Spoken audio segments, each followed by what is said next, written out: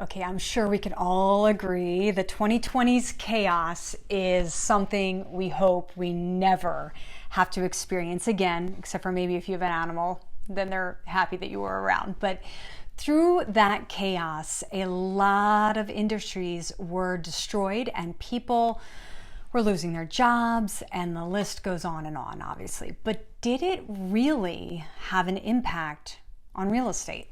Who was buying? Who was selling? Did the prices still increase? Well, that's what we're going to talk about today, so let's dive into it. There are nonstop press coverage questions about whether there is a bubble in real estate market, and the 2020 exacerbated problems in the market, discussing the severe lack of inventory, timber shortages, labor shortages, and more. But overall, how much was real estate on the main line really affected? So let's go back and we'll see real estate's timeline here in the main line. So Pennsylvania lifted its restrictions for in-person activity, and as a result, real estate sales in May, sales in both the city and its suburbs, they took off. So over the summer, inventory and days on market plummeted. New Yorkers started moving here in search of more or less, and you had those moving from Philadelphia into the main line, looking for more space as well.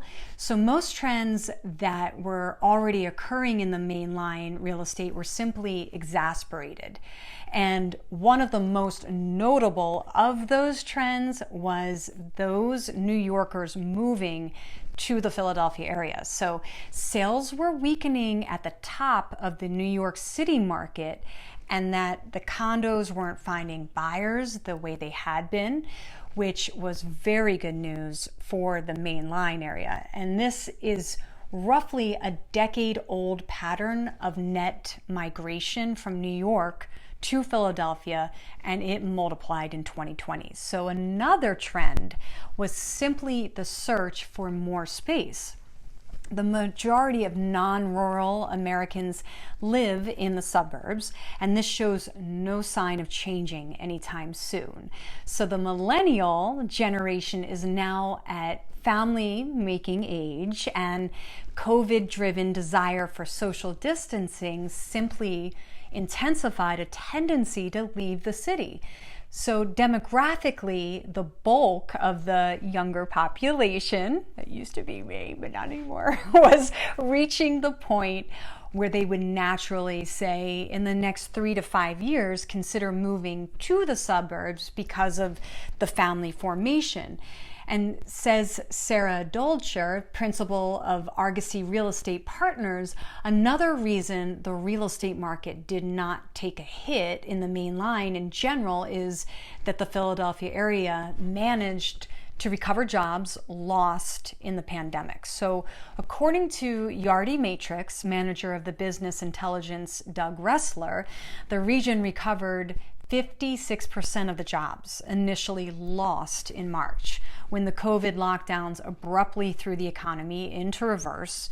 According to Yardi Matrix, this region's economy that is moderate without being overly good or bad also helped local real estate remain strong in 2020.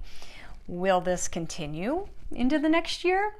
We have to look at the return to the office. So 78% expect to return to the office at least part of the time once the pandemic passes, and the largest share, 31%, expects to work in the office for 2 to 3 days and from home the rest of the time. So since, if given a choice, most office workers would prefer to live near where they work, this should be good news for the main line.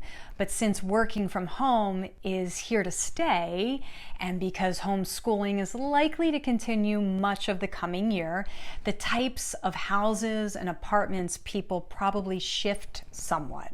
Buyers will want houses with enough rooms to turn into a workplace, and COVID-driven concerns over health and wellness should make houses with yards and more prized than they already are. So The economic recovery coupled with the shifts in how people are searching for more space for less will keep mainline real estate in high demand, so potentially higher than ever.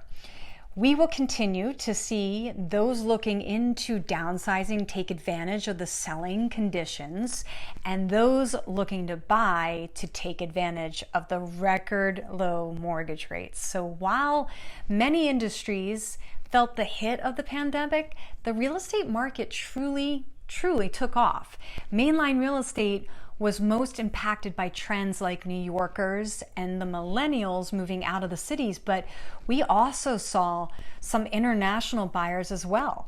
And if you're looking to buy or sell, I'm happy to consult with you risk-free. We have many resources for both buyers and sellers, so let's take that next step together.